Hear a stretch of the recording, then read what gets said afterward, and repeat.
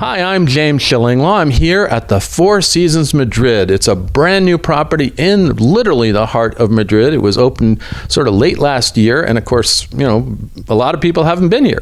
I'm here with Adrian Messerly, who is the Regional Vice President for Four Seasons and the General Manager of this wonderful property. We're going to give you a little look, I would say a preview of what's going on here, and it's a lot, and it really is. It's part of the whole transformation of Madrid into a major tourism destination, which everybody seems to think is going to happen very soon. And you're going to find out about that and more on Insider Travel Report.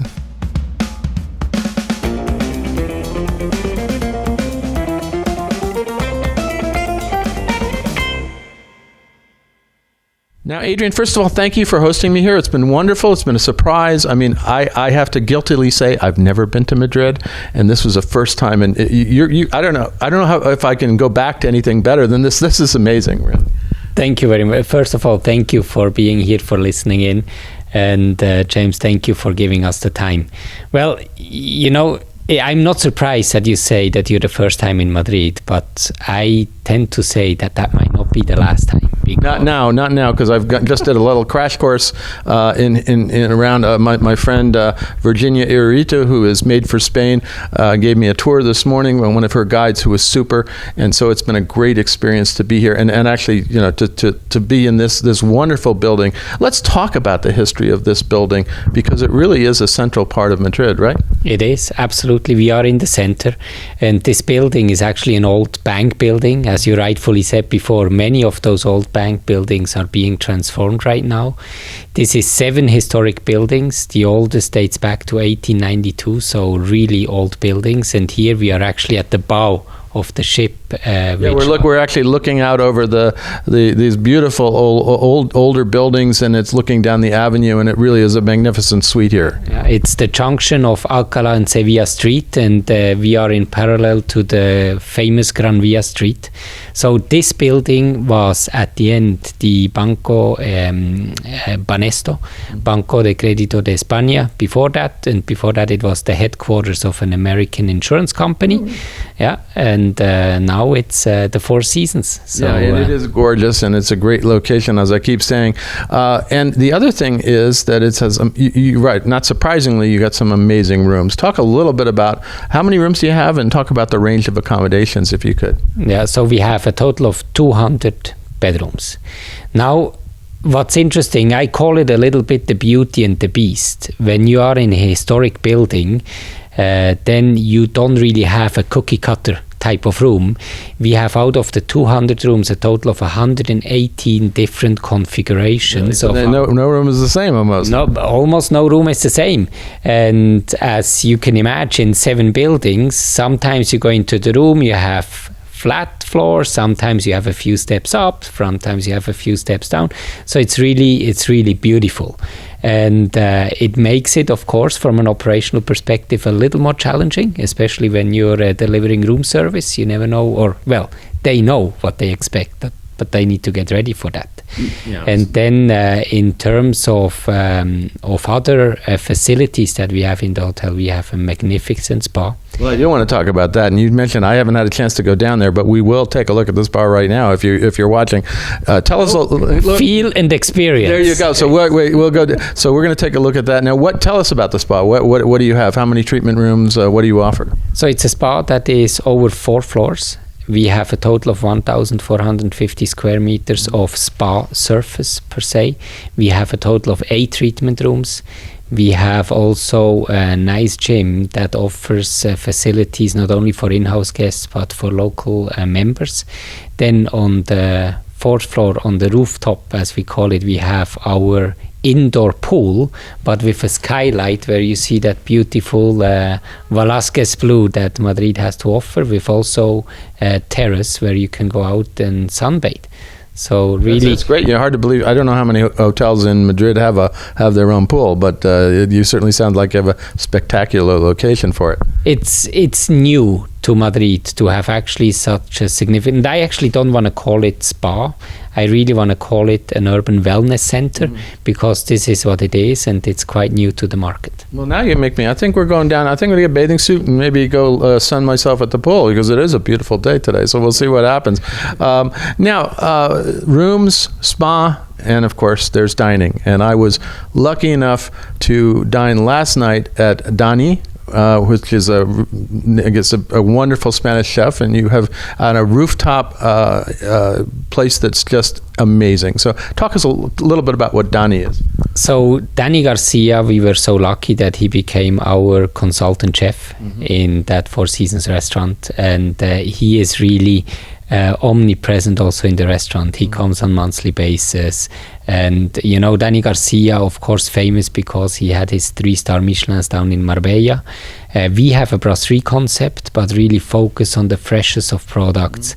And then the location being designed by Martin Brudzinski, which is a world-renowned restaurant designer.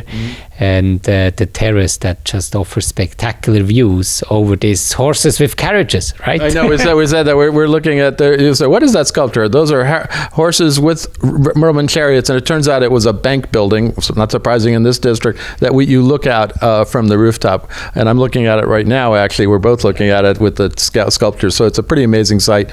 That's, of course, the bell tower that belongs to our building. That's true. You have that true. And then there's a lot of seafood. I had some wonderful oysters. I had some gazpacho to die for, surrounded by sort of raw shrimp. And then I think I had a tuna with caviar, which was just awesome. And they said, do you want your entree now? And I said, I was full. I did, although I did make room for dessert. So it is amazing. And you're up there in the open air.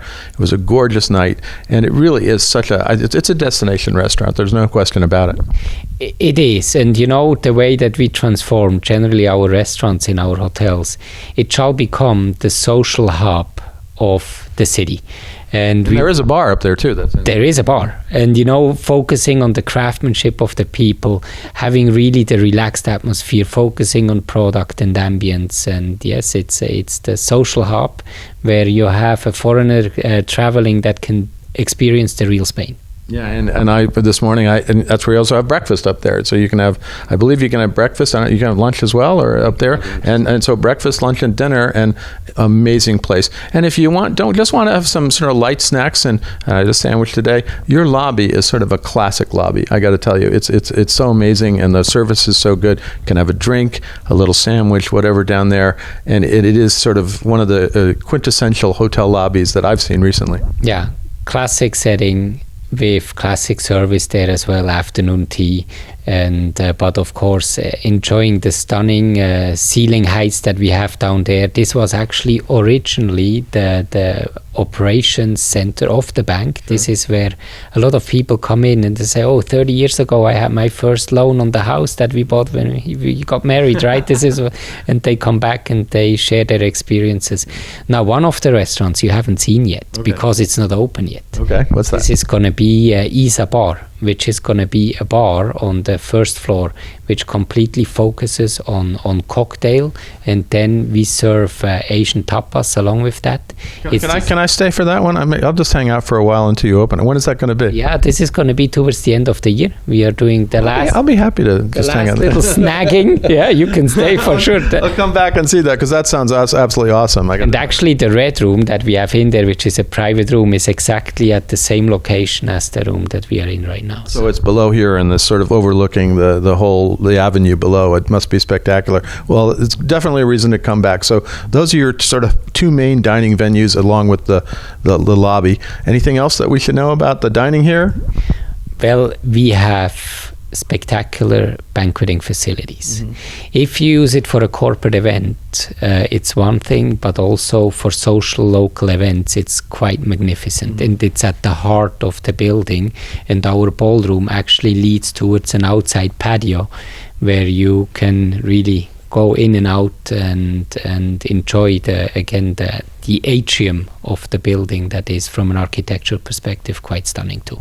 So a total of 1,700 square meter of function space. And that's where you function, meetings, weddings, whatever, right? Yeah, that's correct. Yeah. Now, anything else you want to tell us about the hotel? Because then I want to get into your location. But what else is, and the fact that you opened, what, October? Was that? So we opened on the 25th of September. Oh, yeah. Just before. In the middle of the pandemic. What was that like? Let's don't do that ever again, okay? Same here. It shows a very brave belief in the future, right? Look, we saw an opportunity. Yeah. This hotel, the locals really suffered through the whole construction process of this hotel. The construction itself took an entire 8 years in order to be completed. We had, of course, at the end a little bit of a delay, but then we said, while the news are so dire in the country and generally speaking, we want to bring some positive news and we want to create those jobs for the people, because a lot of people were on that government plan, which is called ERTE here in Spain. And we said, and we went into that with the eyes wide open. And we said, we're going to do this, and we're going to bring back to Madrid and bring good news. And we were extremely well received. The 25th of September is also the World Tourism Day. So very apt. We saw this as another opportunity. While others were closed, we said we're going to open for the city. And so you opened in the middle of the pandemic, and then hopefully you're starting to see some guests coming in, right? Well, we have seen guests coming in from the beginning, but the mix is changing, right? Of course, at the beginning, we were heavily reliant on the domestic market, and they were eager to come and experience, and they have supported us, carried us through the first 6 months of the operation. But now, yes, we see the international market coming in, and seeing a sprinkling of Americans finally, and now that we can get into Spain? This has, yes, absolutely. Americans, Mexicans, the moment the travel opened a little bit, they couldn't wait to get out, and they couldn't wait to come to Spain. Well, I was at breakfast upstairs. There were a few other tables, and I swear everyone was American. So I think they're coming here. I think that's excellent. I know. They're open for business. They were. I could hear the accents, and I said, I think they're American. And so was I. So we're all enjoying the hotel, and believe me, you will enjoy this hotel. Your clients will enjoy this hotel. It's an amazing product. And I do want to get to talk about the location, because what I guess I didn't realize about Madrid is how intimate a city is for such a large city of 3 million, and then I think more surrounding, that literally from this hotel you can get to all the major sites just by walking a few blocks. It's literally, I just walked the entire city pretty much in the downtown area in one morning, and went to everything. Now, I didn't go in the museums, and I didn't do that. That's another trip. But I literally could go to the palace, I could go to the cathedral, I could go to the major squares and everything else, and it was just felt like it's so easy. And also some of the cool new, hip neighborhoods, places you can get great food and things like that. So you are right in the center, right? We are smack in the center. Right, we have on one side Sol, which is really the center square, where we have also Plaza Mayor. You have there what they call Kilometro Zero, meaning that from there. I saw that with all the roads of that's all the roads are measured from that point throughout Spain, right? That is correct. Yes, and then we are on the other side, Barrio de las Letras, which is more the artistic side of the city, and really walking distance to all major attractions. We have one museum that is right next door, which is the Real Academia. Then Reina Sofia, Prado, Thyssen Museum, they are all at walking distance, and of course it's other attractions. And then we also going to get the shopping actually right into the hotel. Right, and we saw there you have one store already, a Hermes store open downstairs, and you got a lot more coming, right? We have a lot more coming. So the Hermes opened with us because it's part of the building, integrated in the building. We wanted to make sure that we have not an empty spot there when we open, but then connected to the building and accessible from the hotel is the Gallerias, which is going to have luxury department stores plus a total of 15 restaurants that going to be part of this extension that we're going to open in phases, first in October, and then the majority of the stores will open March 1st next year. Well, you're looking at basically Madrid reborn, and right after COVID, everybody needs to be reborn like this. And so it's been an amazing stay. I got one more night here. Really quiet. The rooms are ultimately quiet. Doesn't feel like there's any city around.